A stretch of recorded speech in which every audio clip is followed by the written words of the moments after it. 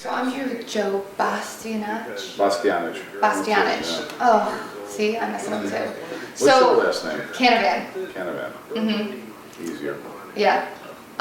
What did you think about your first time on the Artie Lange Show? It was great. We got to talk about New York and subjects that are near and dear to me. So it's nice to hear that Artie actually, although he's not a real New Yorker, he came from some slum in northern New Jersey, which is the second next best thing to being from New York, actually.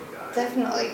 Joe is also in the band that's performing tonight. Yes, like the rest of these guys here. All These are these guys. the ramps. The ramps. Now, how did you guys all get involved with each other? So a couple of us work together, and like Dan Amatuzzi is the wine director and now soon to be general manager of a store and restaurant thing we have called Italy. Love that place. And Nick Coleman is the chief olive oleologist at Italy. Nick, why don't you explain what that is for the people?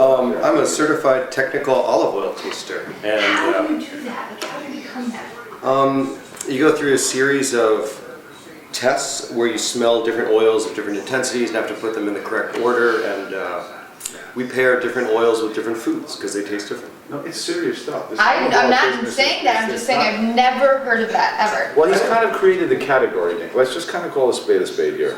Before Nick, there was an abyss in the olive oil, in the hierarchy of olive oil people. Okay. And Nick really kind of carved out a category, being the chief olive oil taster and sniffer. Okay. In the world. He's a sniffer. How did you, make it known that you would, how did people know you were the best? Or, how do you judge that? I don't think I'm necessarily the best. Not the best, I'm just saying how, Don't bullshit us. You think you're the best. So, and it might even be true. and he knows. So I harvest and press olive oil every year in Tuscany, and I tour olive groves internationally, and I sit on judging panels, tasting oils, and I do a lot of seminars in New York, and a lot of people catch on because there's a growing interest in olive oil. He is the Yo-Yo Ma of olive oil. Just like Yo-Yo Ma's a cellist will gallop around the world, do concerts, sit in on orchestras. It's the same thing with Nick and olive oil. He will go to an olive oil grove, taste olives, give a little bit of artistic input and direction to the olive oil makers. He will guide an olive oil making process based on the olfactory and tactile senses.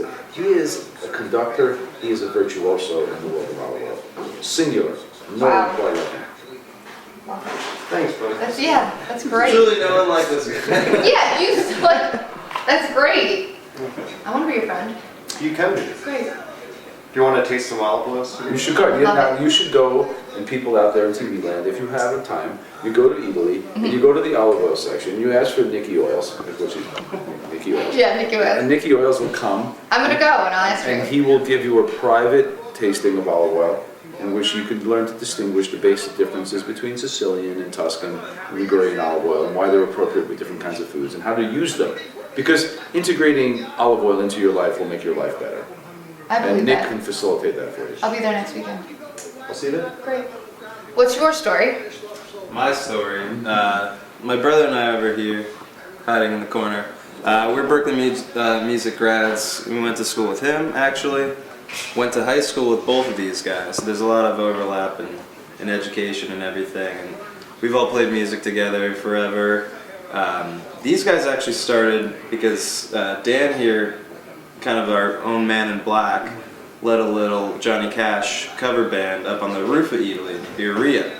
Okay. So, we began on the beer garden and everything. I came to hang out, did some sound for them, and started evolving to a slightly bigger band than the trio. Joe came in, I came in, and we kind of formed what we are now as the Ramps.